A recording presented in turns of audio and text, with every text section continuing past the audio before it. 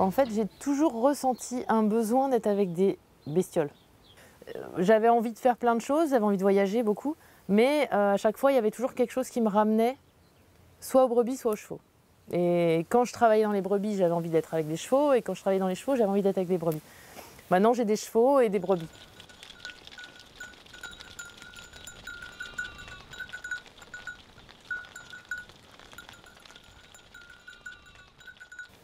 Quand je vends mes agneaux, je me présente comme éleveuse bergère, voilà, parce que j'élève des animaux comme pourrait le faire n'importe quel éleveur dans un parc, avec des clôtures et tout ça. Sauf que j'ai quand même une partie de mon travail qui consiste à les déplacer à pied, donc à utiliser des chiens, qui consiste à les garder dans des zones où on ne peut pas mettre de clôture.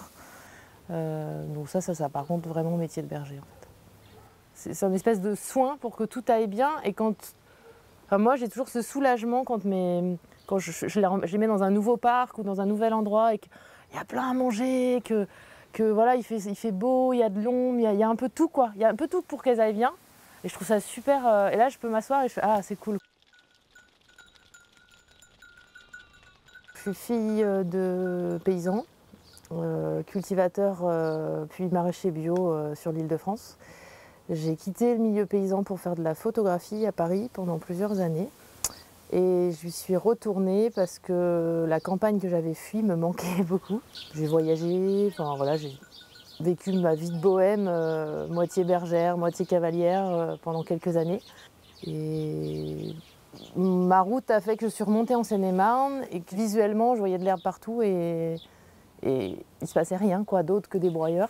Je connaissais des paysans, je connaissais les acteurs des carrières de sable qui réhabilitent des étangs qui sont entourés d'herbes et où jusque-là il n'y avait rien qui se passait. De là est venue l'idée d'avoir des brebis et donc j'ai été accompagnée par Champ des Possibles à ce moment-là pour créer le projet dans la Bassée. J'ai démarré, j'étais bergère itinérante. Je me déplaçais en fait tout le temps avec mes bêtes, je dormais avec et je vivais en caravane, je vivais que en caravane. Ensuite, j'ai migré sur le bord de Loire pour des raisons strictement personnelles, mais qui du coup m'ont amenée sur une autre région où c'est encore de la plaine. Et où du coup j'ai pu développer le même type de projet, mais sur une autre rivière en fait, parce qu'avant j'étais en Val-de-Seine et maintenant je suis en Val-de-Loire. Donc là, je fais des abattages tous les mois pour des AMAP sur l'Île-de-France et puis les gens dans le coin. Je travaille avec Prune, qui est ma compagne et collègue, qui a des chèvres laitières et qui du coup développe le côté laitier des brebis conjointement à notre partie élevage et pâturage du bord de Loire. Bon, là j'ai eu une évolution de vie qui a fait que j'ai voulu avoir un enfant, on a eu une maison, donc du coup j'ai toujours la caravane, mais là actuellement je suis quand même plus sédentaire qu'itinérante, clairement. C'est le lien avec les animaux qui m'a fait choisir cette vie-là et aussi le fait de vivre dehors, même quand il fait -15, même quand on s'en prend plein la gueule de pluie. Je veux avoir la peau tannée par le soleil et le froid, en fait, je trouve ça cool. Et puis la satisfaction de produire un truc, le vendre et que les gens ils nous félicitent, qu'ils soient contents, qu'ils trouvent ça génial, que ouais, on est fiers de ce qu'on fait en fait.